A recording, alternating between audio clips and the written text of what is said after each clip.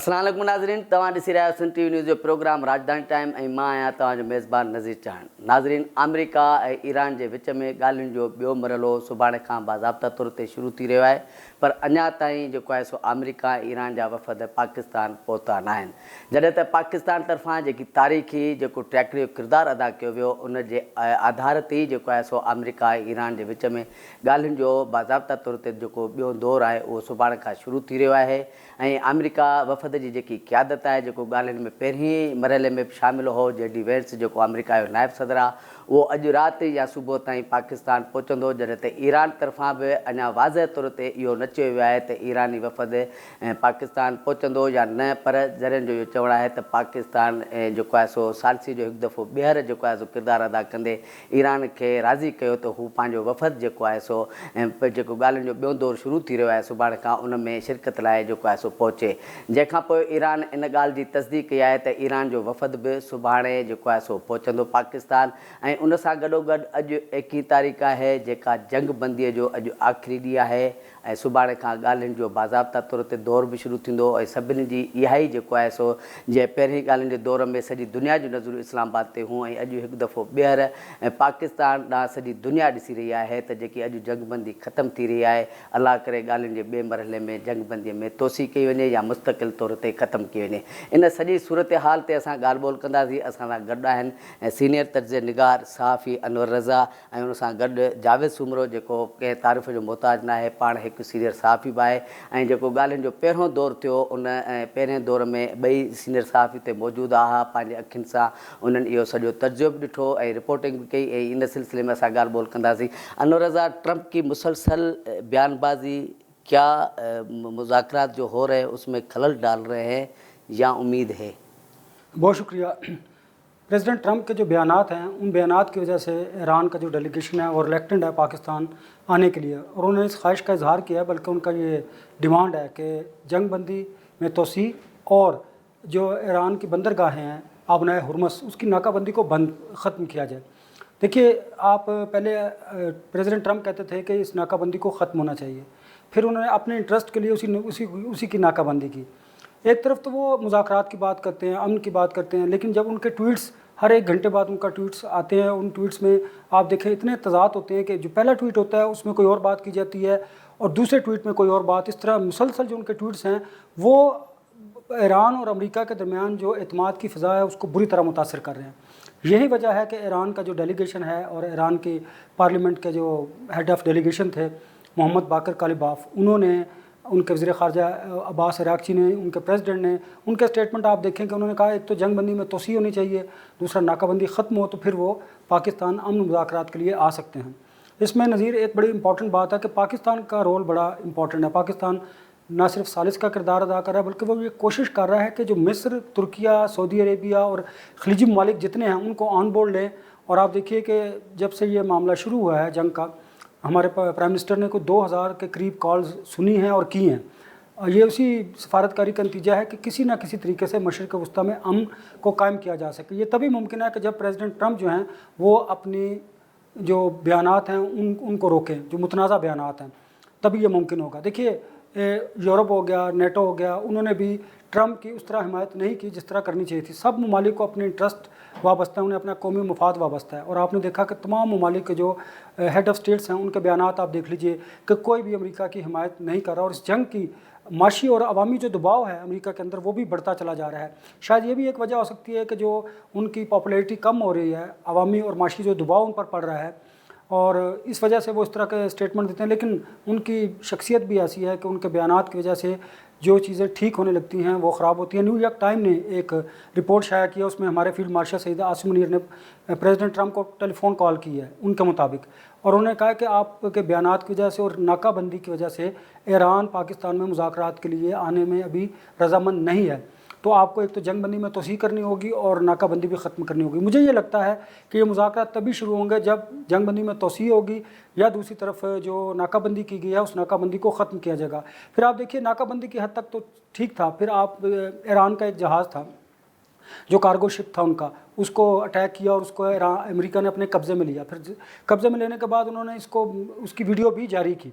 Iran भी इस पे उनका statement देखिए कि अगर उन्होंने उनके जो क्रू है और जो अमला है उसको ना रिलीज़ किया, उनको रिहा ना किया, तो ईरान अपना जहाज़ वापस लेने के लिए इंतहाई इक़दाम उठाएगा। और आप देखिए शायद प्रेसिडेंट ट्रंप के ज़हन में ये बात है कि वो ताकत के ज़ोर पर ईरानियंस को मुज़ाकरात की मेज़ पर ले आएंगे। मुझे नहीं लगता। उसकी वजह यह है कि मैंने जब वहाँ पर विज़िट किया, मैंने देखा उनकी 6000 साल हिस्ट्री है, कल्चर है उनका, वो एक कौम है।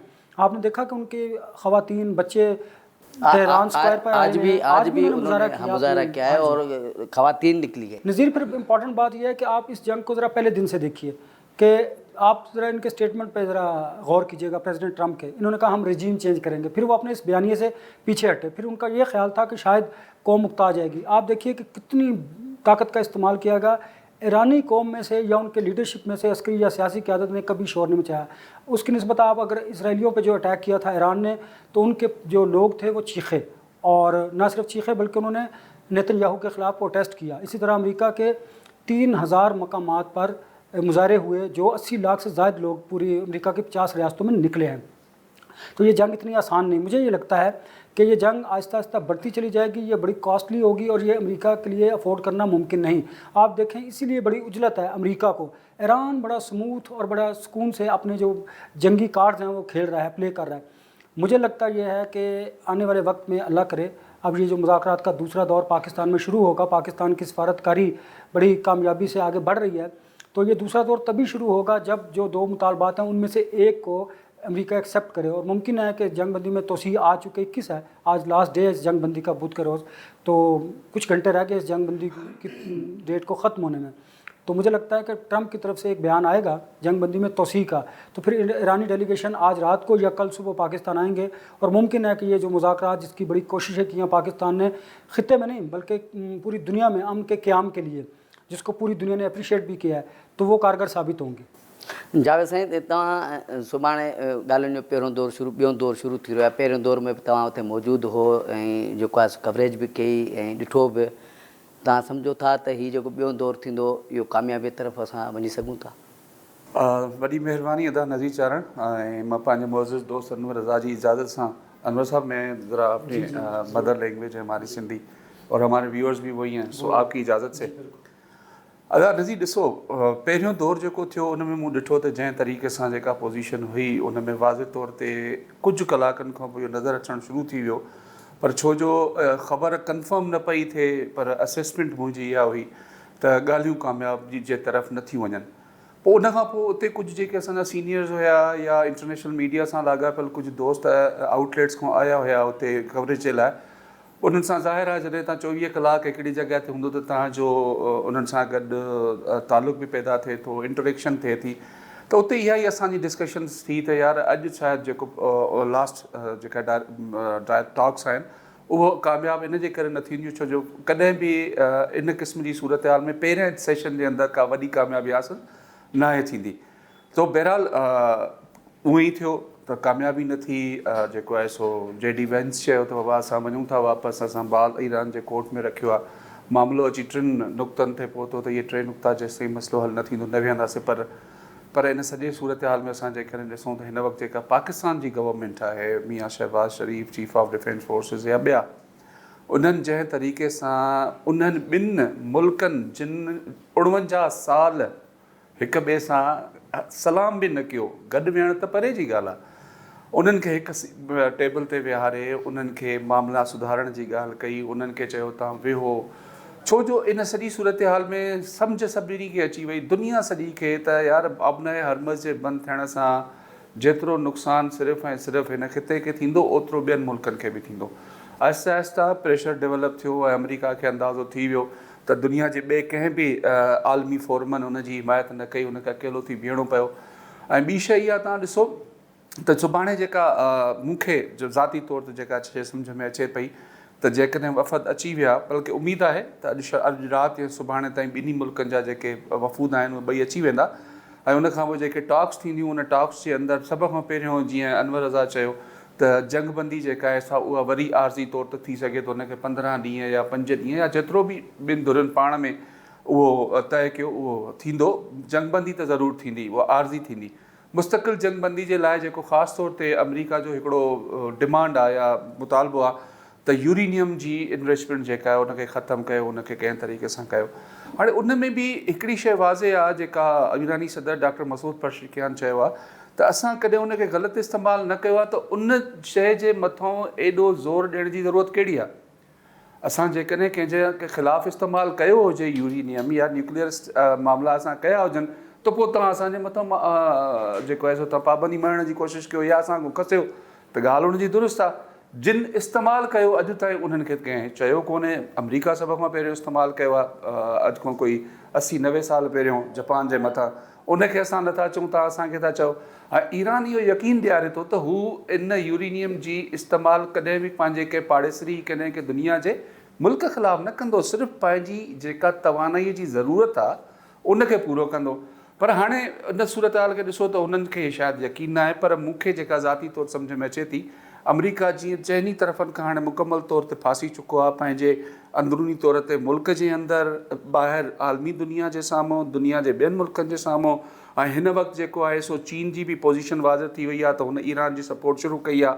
रशिया यूरेनियम जे हवाले सां स्टेटमेंट ॾिनी आहे उन्हनि जे न्यूक्लियर अथॉरिटी जे सरबराह, त असां इहो यूरेनियम जेको आहे सो ट्रांसफ़र करे सघूं था, असांजूं तव्हां सहूलियतूं वठी सघो था। त हाणे अमरीका जेको मूंखे ज़ाती तौर ते सम्झ में अचे थो परेशान आहे, ऐं हुनखे सभ खां वॾो नुक़सानु जेको नज़र अचे पियो, पेट्रो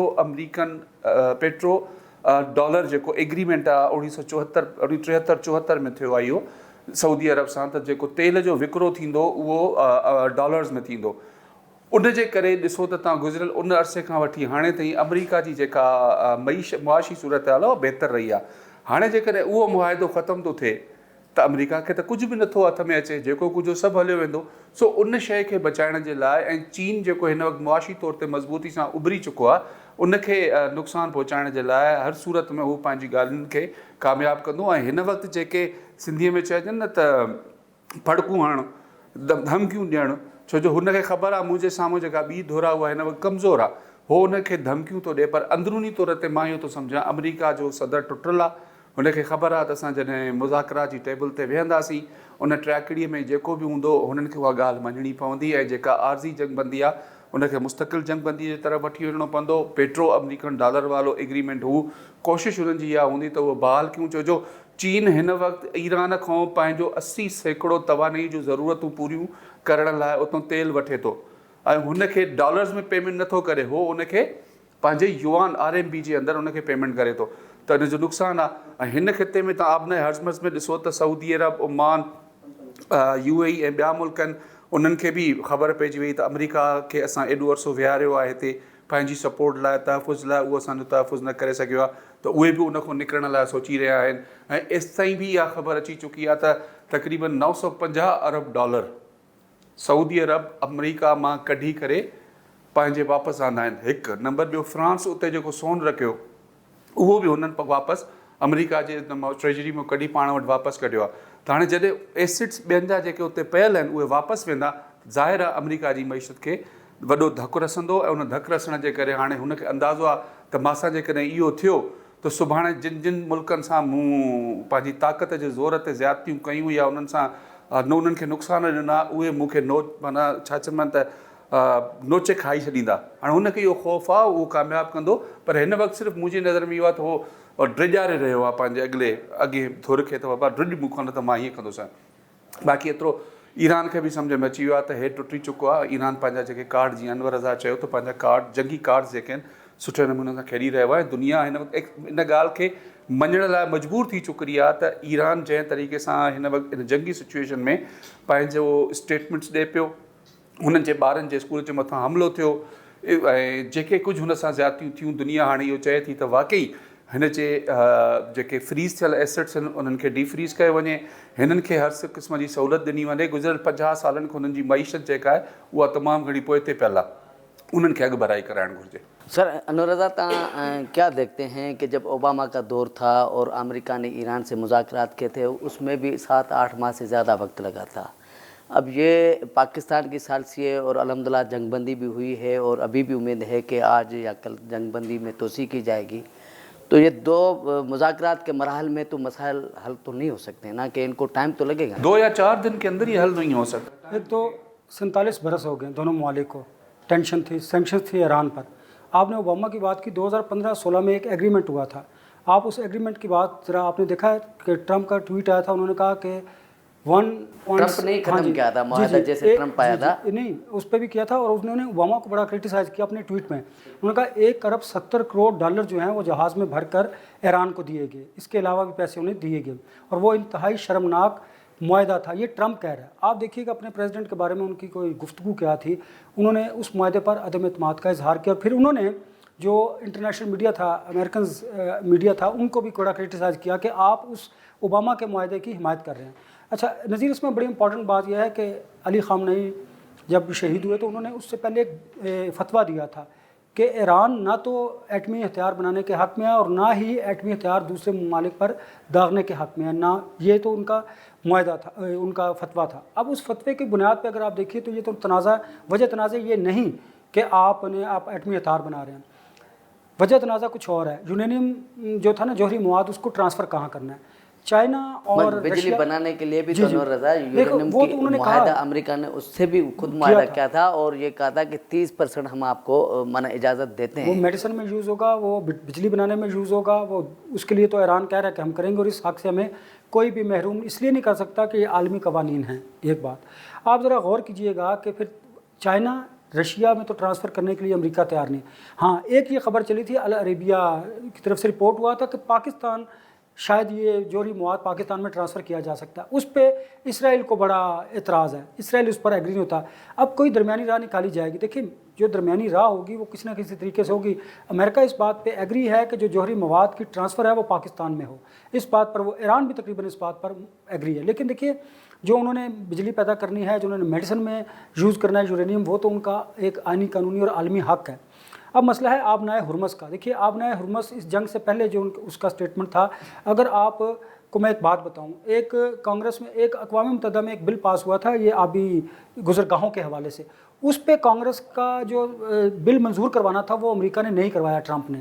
اس لیے نہ تو یہ میں قانونی بات کر رہا ہوں, نہ تو یہ قانونی حق ہے ایران کو اور نہ ہے امریکہ کو کہ اس آبنائے ہرمز کو روکے. لیکن چونکہ جنگ میں کون سے عالمی قوانین کی پاسداری امریکہ نے یا اسرائیل نے کی ہے, اس لیے یہ ایران کا حق ہے جنگ میں کہ وہ اسے ایک ویپن کے طور پہ استعمال کیا. اب اس ویپن کے بعد اس نے اس کو بارگیننگ چپ کے طور پر استعمال کرا. اس لیے کر رہا ہے کہ جنگ میں سب کو جائز, اور یہ اس کا حق ہے. اگر آپ بات کریں شاید اس کی انڈیا کی, دیکھیے انڈیا اور ہمارا ٹریٹی ہے. آپ دیکھیں کہ جب وہ پانی ادھر سے روکتا ہے تو پاکستان عالمی عدالت میں جاتا ہے, اقوام متحدہ کے قوانین کی بات کرتا ہے. یہ بات ہے جنگ کی, میں امن کے دنوں کی بات اور کر رہا ہوں اور جنگ کے دن کی بات اور ہے. یہ ایک بہت بڑا مسئلہ ہے. پھر اس ٹیکس کے حوالے سے جو آبنائے ہرمز سے گزرنے پہ لیا جا رہا ہے, امریکہ یہ کہتا ہے کہ اگر یہ اس کو لیجیٹیمیٹ کر دیا گیا, ایران کو اس کا حق دے دیا گیا, تو پھر آپ دیکھیں باب المندب بھی ہے, باقی بھی ابھی گزر گئے ہیں, وہاں پر بھی ٹیکس آئندہ مستقبل میں لیا جا سکتا ہے. یہ بھی حالات پیدا ہو سکتے ہیں. دوسری ایک بات اور بھی آئی تھی, یہ بھی ایک رپورٹ تھی اس کی رائٹرز کی, کہ شاید رائٹرز کی بالکل رپورٹ تھی کہ اس ٹیکس پہ وہ امریکہ چاہتا ہے کہ انہیں بھی ملے اور ایران بھی لیتا رہے. یہ بھی ایک بات تھی. اچھا یہ بہت ساری چیزیں جو ہے نا ٹیبل پر موجود ہیں, لیکن یہ حل تبھی نکلے گا جب دونوں ممالک اس پر ایگری ہوں گے. پاکستان تو دونوں ممالک کو میز کی ٹیبل پر بٹھا سکتا ہے, مذاکرات کی میز پر.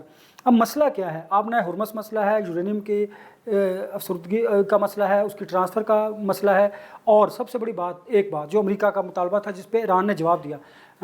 سومر نے جب بات کی کہ جناح کنونشن سینٹر میں جو انٹرنیشنل میڈیا آیا تھا, ہمارے دوست بھی آئے تھے کوئی ایران کے, وہ ایرانی ڈیلیگیشن کے ساتھ موجود تھے. یہ اس وقت میں نے اپنے ایک شو میں بھی کہا تھا, آپ کو بھی بتاتا ہوں کہ ان کا کہنا تھا یورینیم کی افسردگی, زیرو انریچمنٹ کی بات کرتے ہیں, ہم کہتے ہیں کہ اس کو بجلی کے لیے اور میڈیسن کے لیے استعمال کرنا دیا جائے. جوہری مواد کو ہم اس وقت انہوں نے کہا تھا کہ کسی تیسرے ملک ٹرانسفر کرنے کے لیے تیار ہیں. ایک بات. دوسری بات, امریکہ کا یہ مطالبہ تھا کہ جو پراکسیز ہیں حزب اللہ کی صورت میں, حماس کی صورت میں, اس کو ختم کیا جائے. اس پہلے مذاکرات میں ایران نے یہ جواب دیا تھا کہ اگر آپ اس خطے میں سے امریکی اڈے ختم کر دیں تو وہ پراکسیز بالکل ختم ہو سکتی ہیں.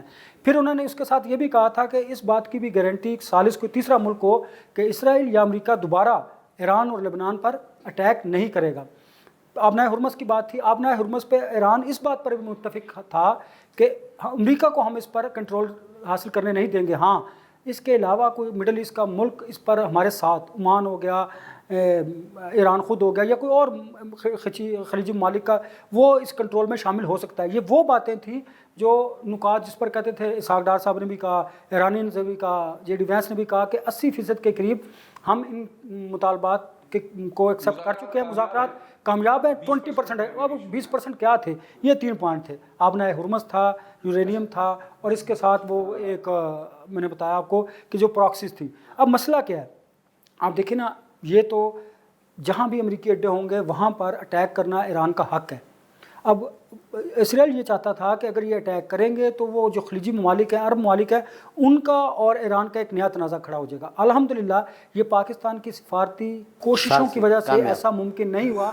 आपने देखा कि प्राइम मिनिस्टर ने, फील्ड मार्शल ने विज़िट किया सऊदी अरेबिया का, हाँ। वो तो प्राइम मिनिस्टर ने अब भी किया, ईरान का भी किया। इस वजह से ईरान और जो खलीजी ममालिक हैं, अल्हम्दुलिल्लाह उनके दरमियान कोई तनाज़ा खड़ा नहीं हुआ, जंगी तनाज़ा खड़ा नहीं हुआ, जो कि इस सहूनी साजिश थी और इसराइलियों का ये एजेंडा था। अल्हम्दुलिल्लाह उस मंसूबे पर तो काम नहीं हुआ। अब पाकिस्तान ये कोशिशें कर रहा है कि अगर अमेरिका जंग बंदी कर दे, जंग बंदी की आज डेट ख़त्म हो रही है, इसमें तोसी कर दे, तो फिर भी देखना एक गुड विल जेस्चर है, CBMs हैं दोनों ममालिक के दरमियान, वो बढ़ेंगे, उनको फ़रोग़ हासिल होगा, तो फिर मुज़ाकरात की मेज़ पर ईरान आएगा और फिर मामला आगे बढ़ सकता है। जी नाज़रीन, ॻाल्हि ॿोल जो महिमाननि सां सिलसिलो जारी आहे। वठूं था हिकिड़ी नंढड़ी ब्रेक खां पोइ वापसि ईंदासीं ऐं ॻाल्हि ॿोल कंदासीं त वज़ीर आज़म जेको ताज़ो सऊदी अरब, मिस्र, कतर जो दौरो कयो आहे, छा मुल्क में हिकु नओं इस्लामी जेको इतिहाद आहे उहो ठहण त न पियो वञे? वठूं था नंढड़ी ब्रेक।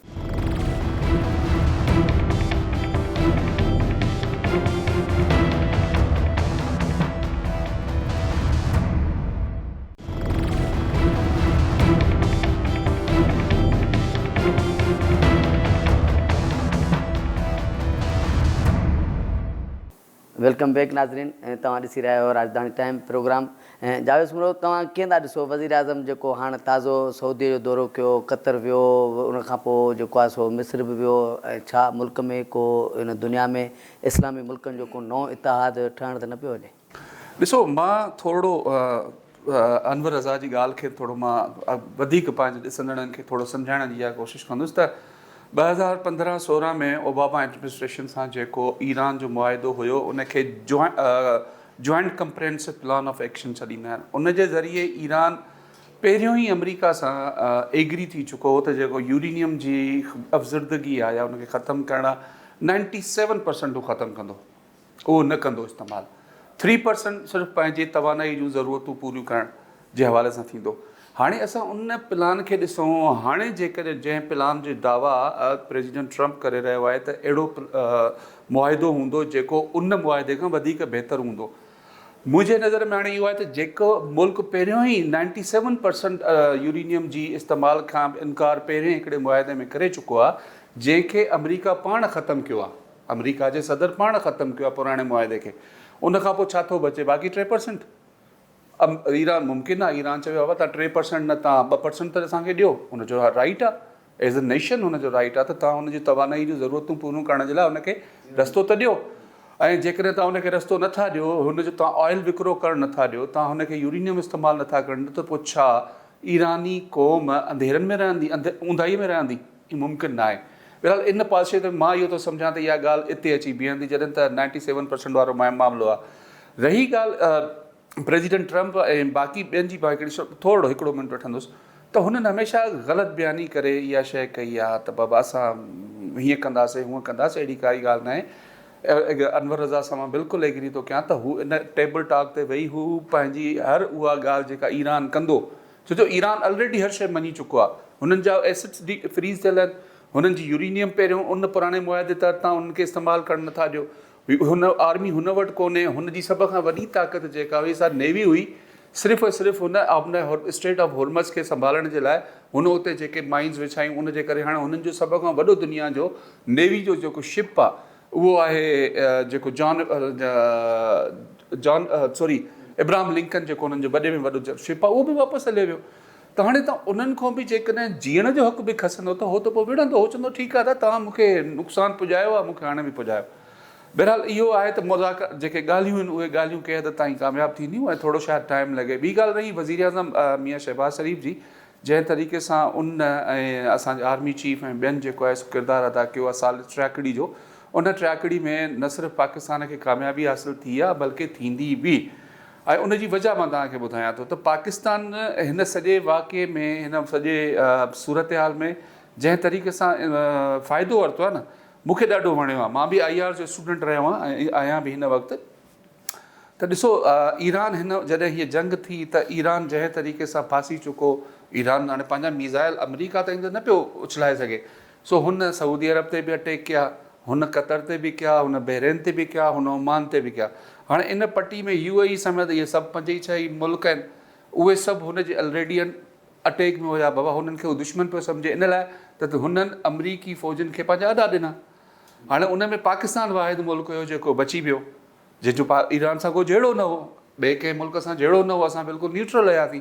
ऐं उन न्यूट्रलिटी जो फ़ाइदो मुंहिंजे रब जे तरफ़ खां मां चवंदुसि असांखे पियो, जो ईरान बि चयो त बाबा हिन ख़िते में हिन वक़्तु जेको आहे सो पाकिस्तान मुस्लिम मुल्क बि आहे, इन्हनि मुल्कनि सां पाकिस्तान जी सुठा लाॻापा बि आहिनि, उनजे करे छो न असां इहा ट्रैकड़ी हिते क़बूलु कयूं। ऐं पाकिस्तान जी लीडरशिप ॾाढो बहितर तरीक़े सां इहो मौक़ो उनखे इस्तेमालु कयो आहे। ऐं इन जो तव्हांखे फ़ाइदो मां ॿुधायां थो एतिरो बहितर तरीक़े सां पवंदो त नंबर 1 जेको मां तव्हांखे ॿुधायां त ईरान ताईं जी जेका चमन बॉर्डर आहे, हा, ओसि ताईं हुननि जे तरफ़ खां ऑयल ऐं गैस जी जेका पाइपलाइन आहे छिकियल आहे। बाक़ी असांजो टुकुर आहे उहो बि असां जेतिरो जल्दी चाहींदासीं त उहा थी सघे थी, जेकॾहिं इहो मामिलो वधीक बहितर थिए थो, उन में असांखे बि फ़ाइदो थींदो।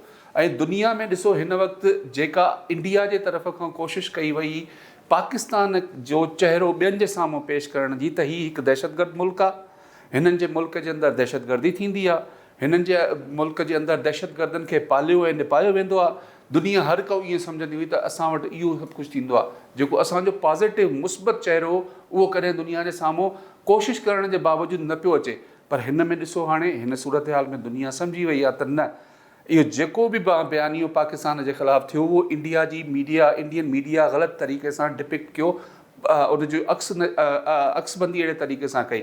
पर दुनिया हाणे सम्झे थी, पाकिस्तान में हाणे बि ॾिसो त जेके बि असांजा इंटरनेशनल मीडिया आउटलेट जा नुमाइंदा हिते मौजूदु आहिनि, आराम सां घुमनि पिया इस्लामाबाद में, हुनखे कंहिं सिक्योरिटी जी ज़रूरत कोन्हे, मज़े सां घुमनि पिया।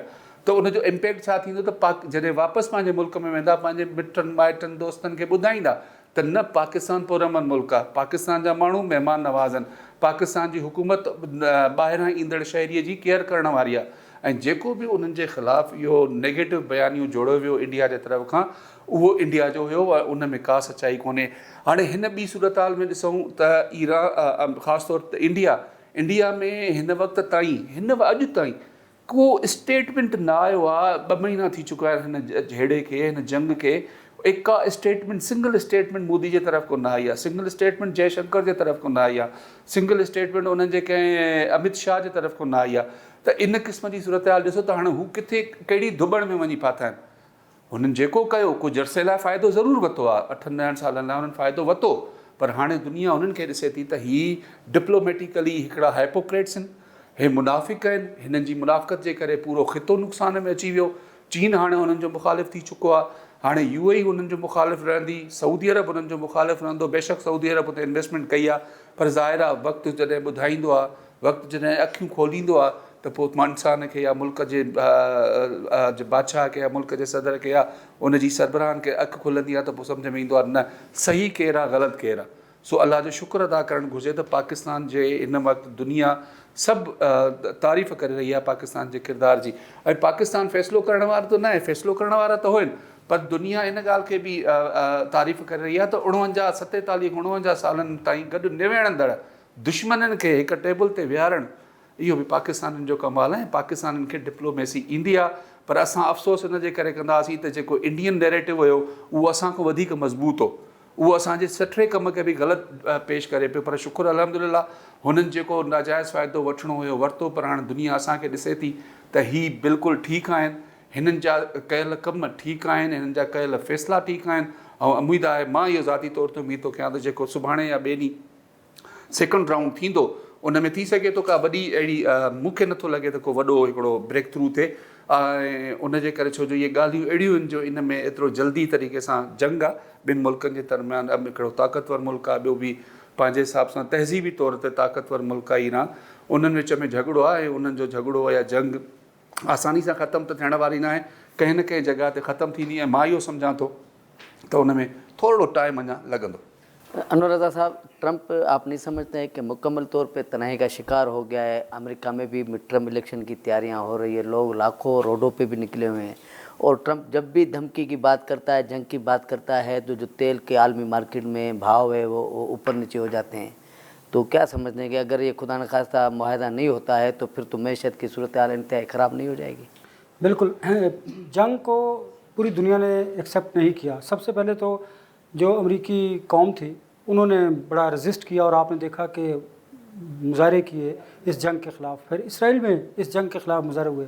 फिर आपने जो बात की, बिल्कुल तन्हाई मुकम्मल तौर पर तो नहीं, लेकिन बहुत सारे देख रहे यूरोपीय ममालिक थे, उन्होंने इनकार कर दिया इस जंग में शमूलियत से। नेटो ने इनकार कर दिया। फिर आपने देखा ट्रंप के स्टेटमेंट नेटो के ख़िलाफ़ आए कि मुझे नेटो की ज़रूरत नहीं, मुझे यूरोपीय ममालिक की ज़रूरत नहीं।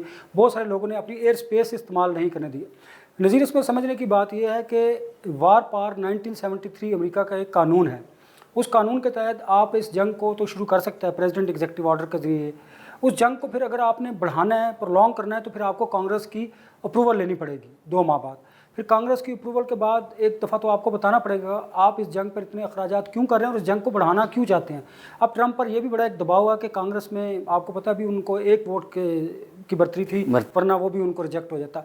कांग्रेस से अप्रूवल का खौफ उनके अंदर मौजूद है, वहाँ पर कानून एग्जिस्ट करते हैं। हाँ जी, तो उन्हें पता है कि मुझे फिर अगर ये 3 माह से बढ़ गई जंग तो मुझे कांग्रेस से वोटिंग करवानी पड़ेगी, और मुमकिन है कांग्रेस इसको रिजेक्ट कर दे, और कभी इम्कान है इसका, क्योंकि बहुत ज़्यादा रजिस्ट किया जा रहा है। और क्यों कर रहे हैं अमरीकी इसको रजिस्ट? इसलिए कि वहाँ पर महंगाई बढ़ रही है, वहाँ पर आप अफोर्ड नहीं कर सकते महंगाई को, तो इसलिए वहाँ पर रेजिस्टेंस बहुत ज़्यादा है, पब्लिक के अंदर मुजाहरे हो रहे हैं। दूसरी बात, आपने हुर्मस की जो बात है, तेल की बात है, तो एक वक्त था कि ट्रंप कहते थे कि इस मशरिक़ वस्ता के ममालिक हैं, उन्हें ज़रूरत है, मुझे इसकी ज़रूरत है। अब वो कहते हैं, अब कभी वो कहते हैं अब इस जंग के फ़ायदे के लिए, कभी वो आपने हुर्मस को खोलने की बात करते हैं, कभी वो उसको बंद करने की बात करते हैं। सबसे बड़ी बात, चाइना सबसे बड़ा बायर है ईरान से ऑयल का। अब चाइना इफेक्ट हो रहा है, और चाइना के दफ्तर ख़ारजा ने आप देखें कि स्टेटमेंट दिया है, चाइनी प्रेसिडेंट ने इस पर स्टेटमेंट दिया है कि उनके जो वो हकूक़ हैं उनको सल्ब नहीं किया जा सकता, और उनकी कौमी सलामती पर कोई अगर हर्फ आएगा तो वो उसका मुँह तोड़ जवाब देंगे। जो चाइना के प्राइम मिनिस्टर हैं उन्होंने 3 दिन पहले 20 नुकात पर मबनी एक लॉ पास किया है जो फौरी तौर पर नाफिज़ अमल हुआ है। उसके 20 नुकात में से एक ये भी था कि इस खित्ते के जो हकूक़ हैं, जो एहतराम है बाहमी, उसको मलूज़ खातिर रखा जाए। ईरान उसकी चाइना की जो कौमी सलामती है उस पर आँच नहीं आने देंगे, और जो मुल्क ऐसा करने की कोशिश करेगा तो उसको रजिस्ट किया जाएगा। ये जवाब उन्होंने ईरान के लिए या पाकिस्तान के लिए रखा, ये जवाब उनका अमेरिकन के लिए था, प्रेसिडेंट ट्रंप के लिए था। आप मिड मई में प्रेसिडेंट ट्रंप ने दौरा करना है चाइना का। अब वो चाहते हैं इस दौरे से पहले ये ईरान वाले मामले को सेटल कर दें, लेकिन जब वो इस तरह की चीज़ें, अब आप देखें जितना प्रेशर इसराइलियों का उन पर था, उन्होंने ये भी एक स्टेटमेंट दिया, आपकी नज़र से गुजरा हो कि ये जंग मैं इसराइल के दबाव पर नहीं लड़ रहा।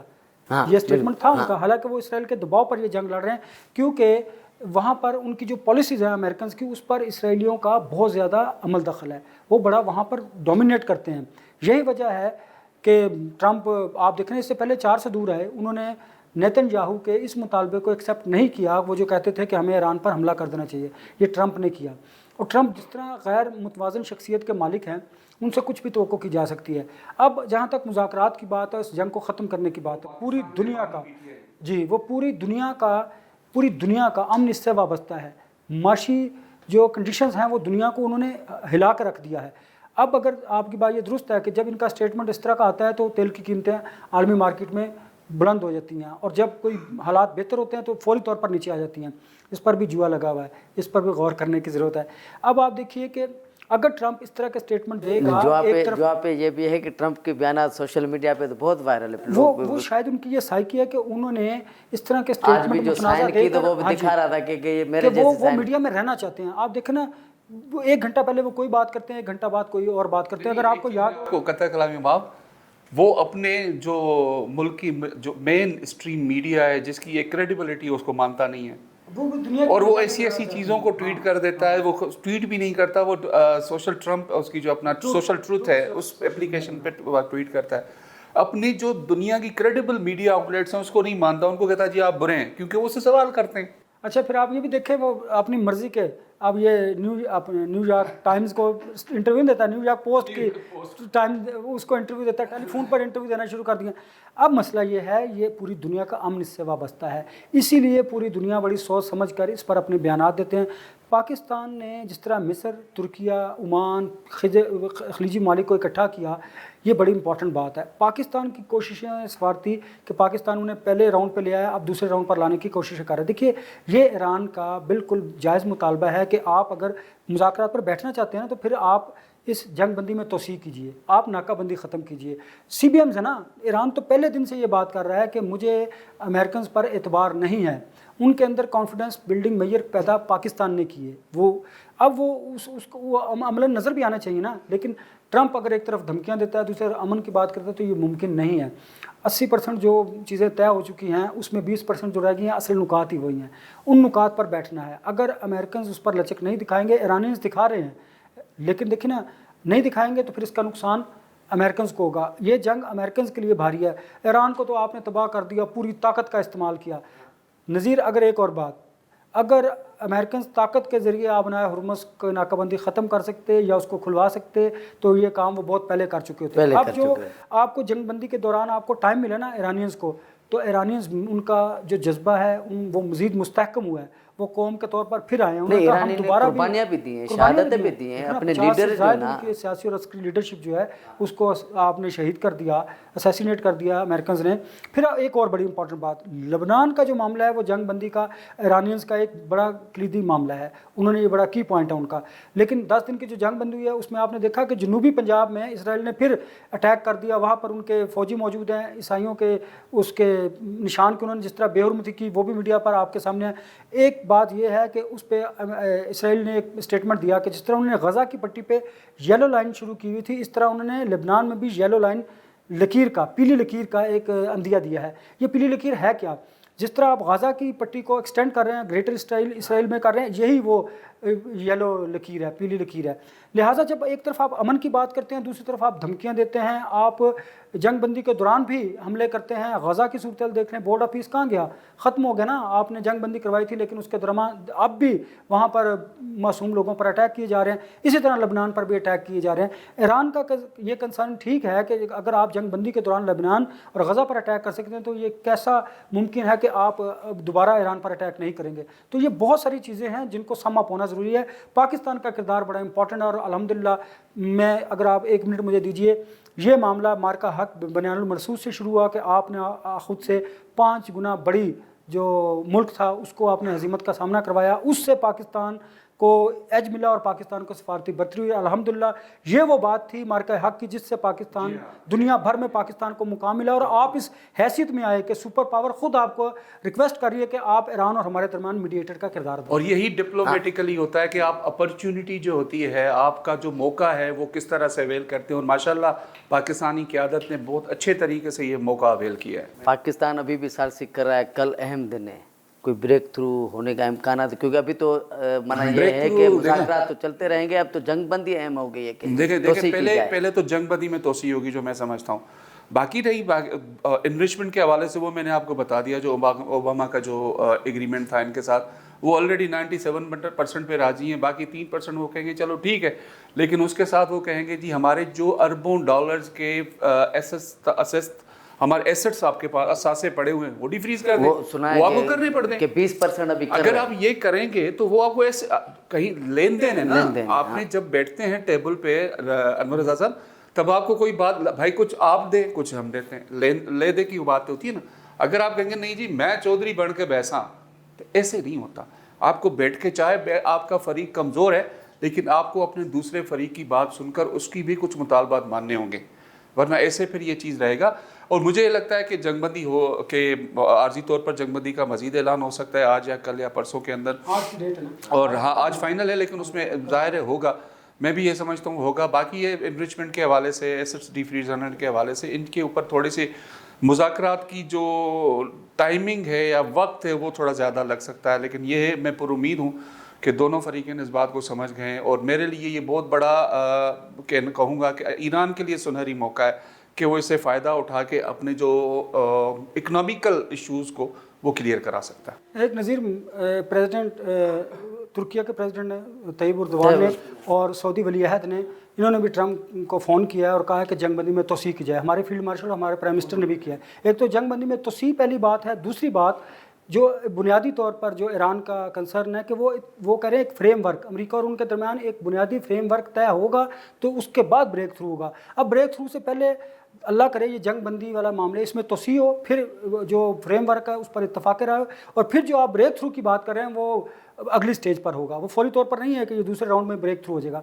वो फिर नेक्स्ट है। लेकिन जंग बंदी दोनों ममालिक के दरमियान बहुत ज़रूरी है, और आपने हुर्मुज़ की नाकाबंदी के हवाले से फिर चीज़ें तय होंगी तो फिर मामला आगे बढ़ेगा। और कभी यकीन है कि जिस तरह पाकिस्तान इसमें किरदार अदा कर रहा है, अल्लाह ताला इस खित्ते नहीं बल्कि इस दुनिया में क़याम अमन के लिए पाकिस्तान की इस काविशों कोशिशों को सुरखरू करें।